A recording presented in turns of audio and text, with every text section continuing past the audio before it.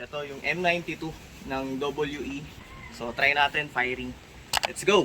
Ito kasama na yung box niya, attache case. So meron na rin po siyang, ayan, yung pampunas. Diba? So para kapag i-maintenance mo na lang siya, punas-punas. Yan. And then, so subukan na natin, no? Ito yung BB niya. Ito yung mga BBs. 0.26 grams. So, nilagay ko lang siya dito sa lagayan dati nung 0.20 grams ko. Lagyan natin siya ng BBs. So, ayan. So, lagyan natin siya. 1, 2, 3, 4, 5, 6, 7, and 8. Yan. So, ito yung pang ano natin sa kanya. Number 12, may kasama na siyang silicone oil sa loob, yung gas na to. So, maganda na rin to pang maintenance.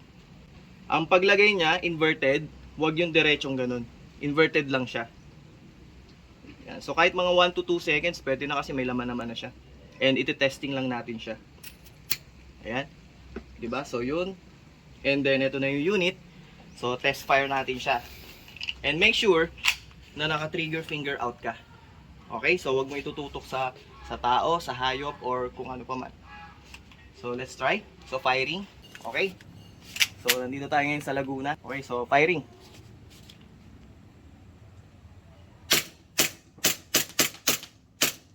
So, yun. Semi-automatic siya.